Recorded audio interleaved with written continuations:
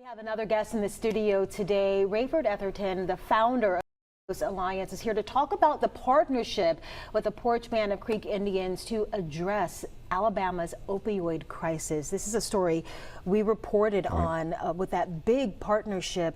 Before we get into that, I do want people to know more about Helios. Yeah, well, first, thanks for having us today. The Helios Alliance is a nonprofit that we formed about 6 or 8 months ago of like-minded individuals and organizations centered in Mobile and nationally to use the best technology available to address the impact of the opioid epidemic. Yeah.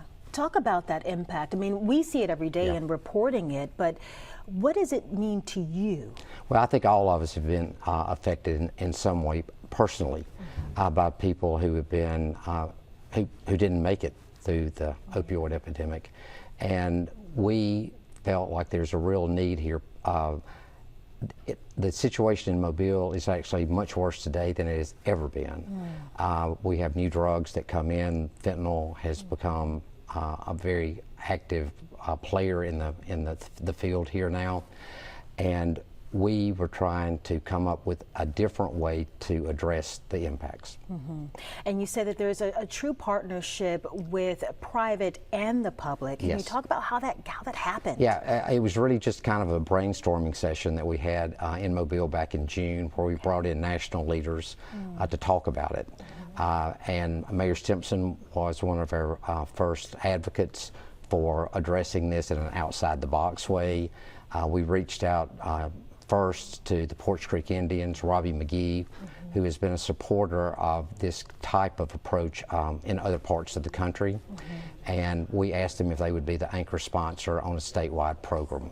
And they agreed to do so. And we've gotten wonderful support from a lot of people in Mobile, from the Drug Education Council, Virginia Guy, Lori Miles at the Sheriff's Department, other people within the city. And it's really about understanding the why behind the epidemic so that those abatement funds are used properly, right? That's exactly right. Okay. That's exactly right. Yes. And that's what our technology does. We use simulation modeling to build a platform that explains the causes of the opioid epidemic, how and why it happened, how it unfolded over time, to understand why. And then once you understand why, you can use the same technology to predict likely impacts of programs, policies, interventions, combinations before you have to spend money. So we have limited resources that are going to be available. So this way we can use simulation modeling enhanced by artificial intelligence to help us know what's going to be a winner, and just as importantly, what's going to be a loser. We're almost out of time. I wish we had more minutes, hours to talk about this. One more thing, what do you want to add?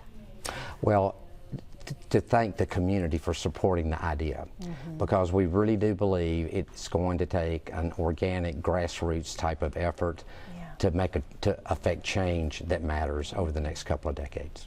Wow, well, thank you so much for stopping by.